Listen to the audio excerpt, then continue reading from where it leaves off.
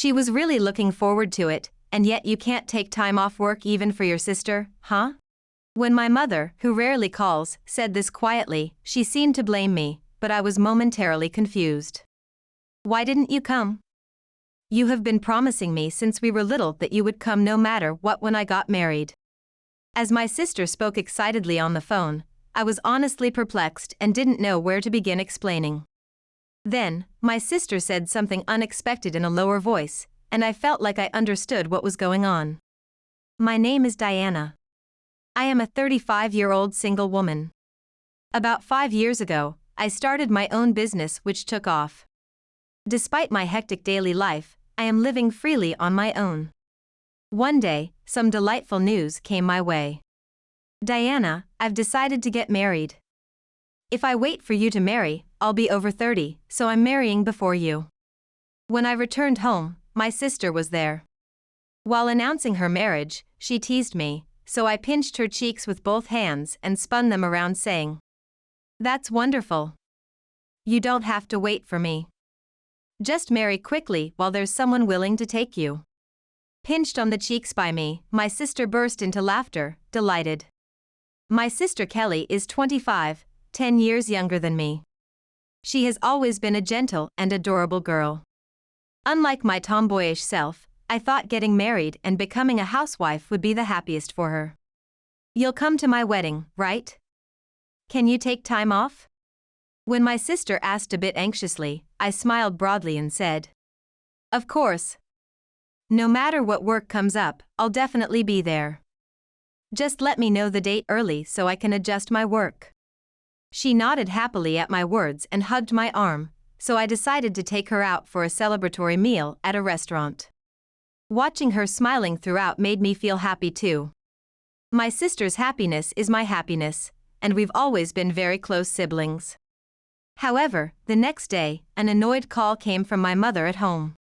"It seems like Kelly told you before anybody else about getting married."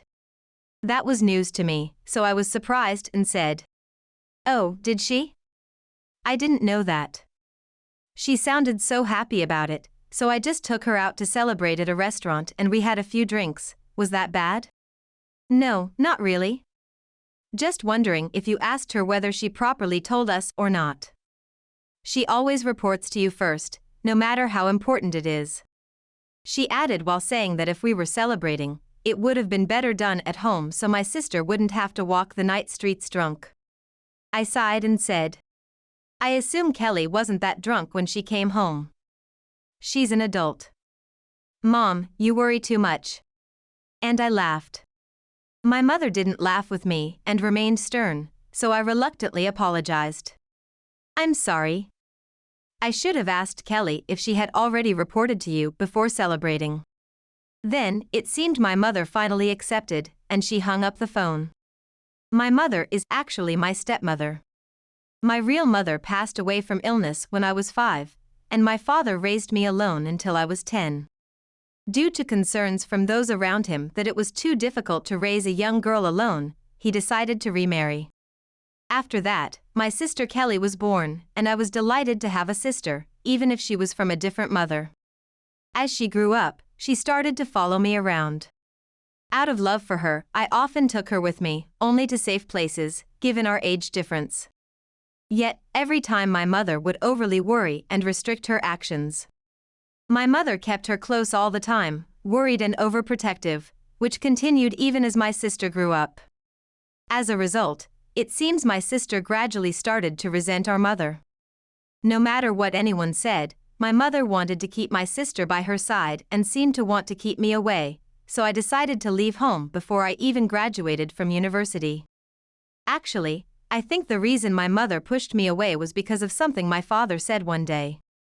"Diana is becoming just like her mother in her youth."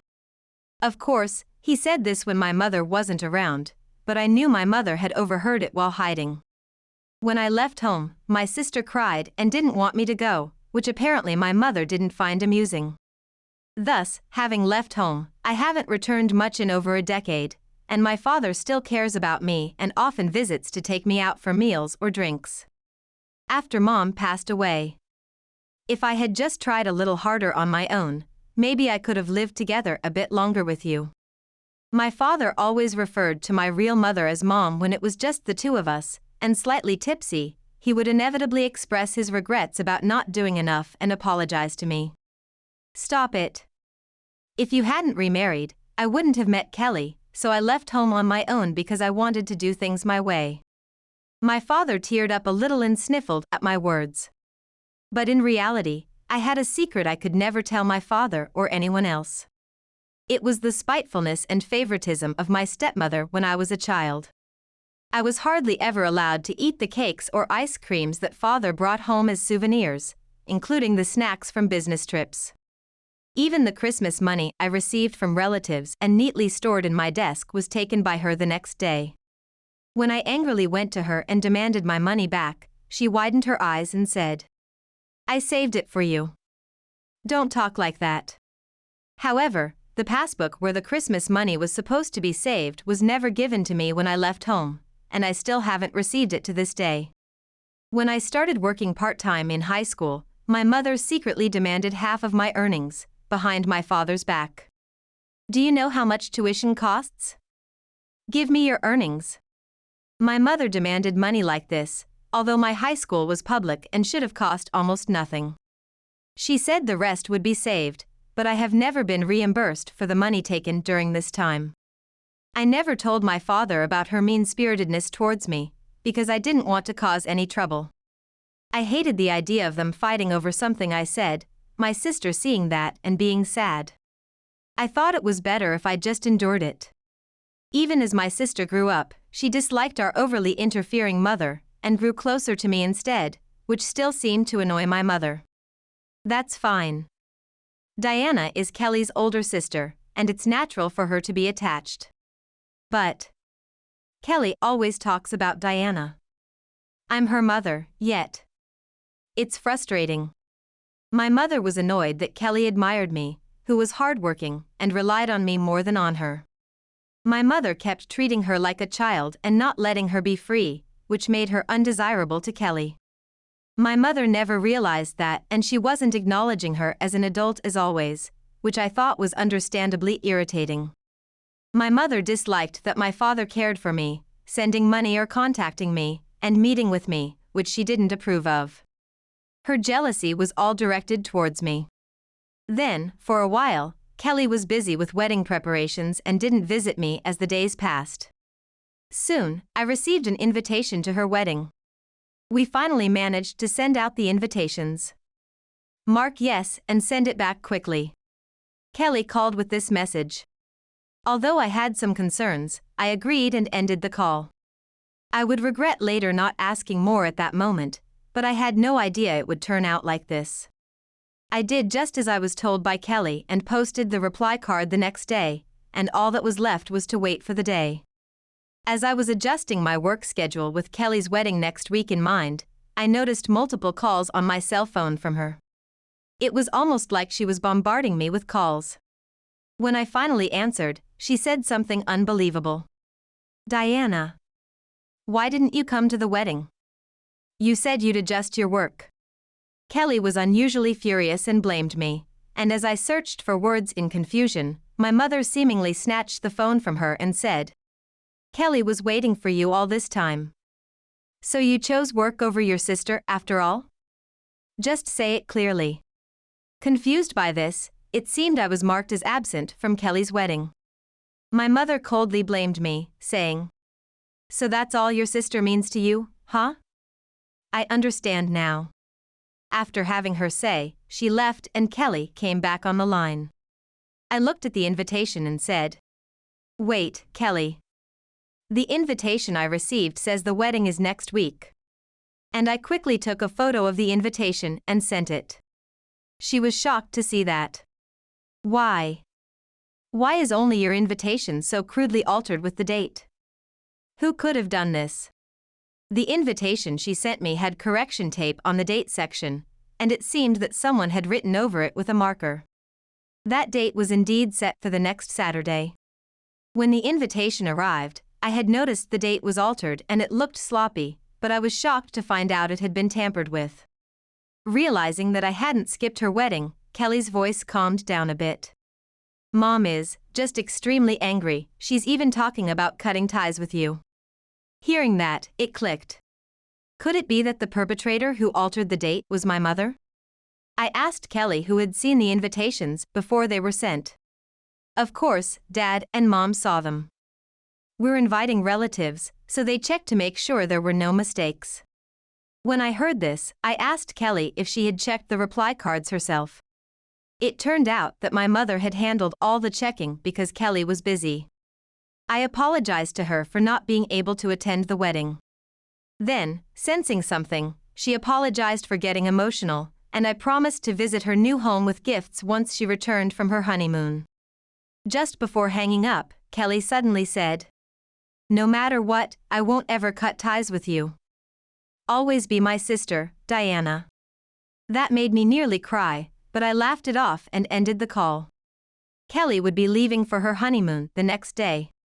I decided to settle everything while she was away and tried calling my father, but couldn't reach him. I waited for a callback. That night, my father called back. Incredulous that I would miss the wedding, he had confronted my mother about helping with the invitations and checks. "Oh, what are you talking about?" she had retorted, accusing my father of suspecting her.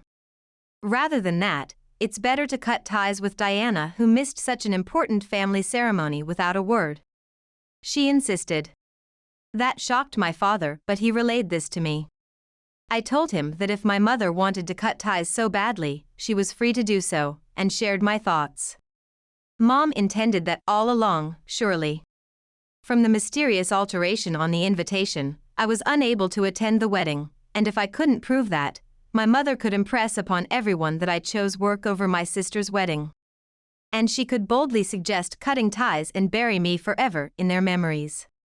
My father, having heard the situation from Kelly, confronted my mother with the same thoughts, but she just denied such actions, frowning and saying, "Kelly keeps calling that unfeeling person her sister. Poor thing, still thinking of her as a sister even after being betrayed." Hearing this, my father apparently frowned and said, "I don't know why you are so jealous of Diana, but she is also my precious daughter. I thought that was understood when we married, wasn't it?" And he rebuked her for suggesting cutting ties so easily. It bothered me a bit, feeling like I was the cause of their quarrel, so I visited home the next day. I wanted to have a thorough talk with my mother this time so that I would be able to tell Kelly later that everything was resolved and that she wouldn't worry. I asked my mother directly. She feigned ignorance, but then a loud voice at the front door quickly revealed the truth. "Hey, what's going on? Why, there's no wedding." At the door was my aunt from the countryside, who was very fond of both my sister and me. She was my father's sister, and hearing her, my father rushed to the door as she angrily said, "I came all the way, and yet there's no one at the venue." When I asked the staff, they told me the wedding was last week. What a disgrace! My aunt had come, dragging her painful leg, wanting to see Kelly's bridal glory, and demanded an explanation. We were shocked to learn that my mother had even altered her invitation date. When my aunt spotted my mother, she said, "You changed the dates, didn't you? I can tell by the way you write numbers. I've been an accountant for years, so I can easily spot these things." My aunt fiercely compared the numbers written over on the invitation with a letter included by my mother, pushing them right in front of her. Indeed, the numbers were written in a distinctive way. My mother, presented with this letter as evidence, finally faltered and admitted, "I'm sorry, but I didn't mean for it to happen." My mother admitting to altering the invitation dates made me wonder why she had even deceived my aunt. Then my mother suddenly broke down crying. "I didn't mean it. The names were similar, so I accidentally altered the date on your card as well. Indeed, my name is Diana and my aunt is Diane. They do look alike." Realizing that my mother had accidentally tampered with my aunt's invitation as well, I couldn't help but smirk. However, my aunt was even more enraged and said, "You tried to make it look like Diana alone missed Kelly's wedding? The daughters are very close, and now I see why Kelly would dislike you. You should understand the sadness Diana felt for not being able to see her sister's big day. She insisted that my mother apologize, which she did on the spot. I relayed to my mother what Kelly had said. Kelly and I will continue to be close sisters. Please do not interfere with our relationship ever again. I then told her I was cutting ties with her. As my mother was still crying and not raising her head, I looked at my father, who wore a very complicated expression. After that, my father decided to separate from my mother. She begged him not to do that, but he insisted he couldn't continue living in a home I couldn't return to. My mother, driven by her selfish jealousy, hurt her loved ones and continued to cry tears of regret. Later, Kelly returned from her honeymoon. She was surprised by the unexpected developments, but reassured me that she would occasionally check on my mother.